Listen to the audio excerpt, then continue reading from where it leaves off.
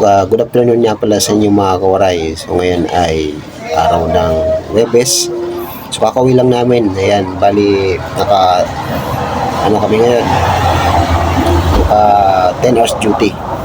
Ayan, so medyo masama yung pakaramdam ko ngayon, pero buti nakainom na tayo ng gamot. Ayan.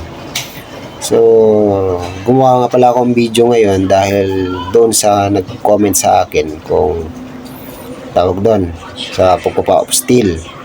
Ayan, ano daw yung mga dapat ipa-apostille sa pag-apply ng visa pupunta dito sa Poland. Ayan, so tatlo lang guys ang pwede yung kailangan yung ipa-apostille. Number 1 is yung police clearance, pangalawa NBI clearance, pangatlo ang iyong PSA.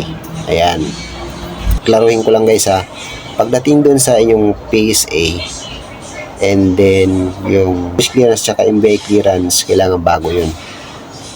Kailangan hindi siya mga 6 months na, so kailangan bago. Kasi yung sa akin noon, nasa 6 months pa bago ma-expire. Pero pinakuha pa ako ng consultant namin ng bago. Ayan.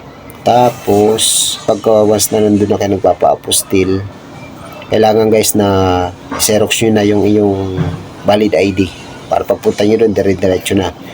Ayan. Sa pag-appointment, pwede kayo magpa-appointment online. Pwede rin naman walk-in, kasi ang ginawa ko, nag-walk-in ako. Nagahan ko lang.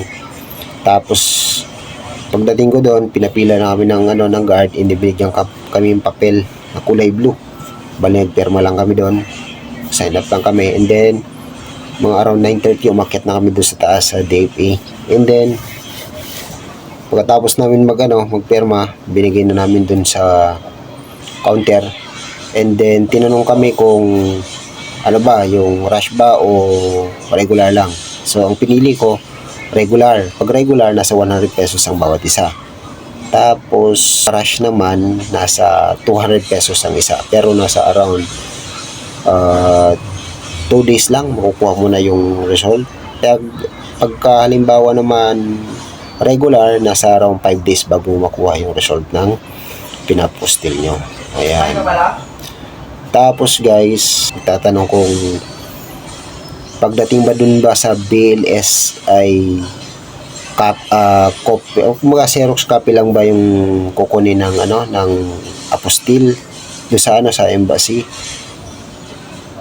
Yes, totoo na yung xerox lang yung kukunin nyo. Pero guys, dapat kailangan nandun din yung original at saka yung xerox copy, kasi isi-xerox lahat yan ng lahat ng documents nyo. Isi-xerox yan ng tawag doon, ng agency nyo. Paghihiwalay niya yung original at saka yung copy, nakadalawang plastic yan. Pagdating mo doon sa BLS, i-check lahat yan ng BLS, yung lahat ng documents mo.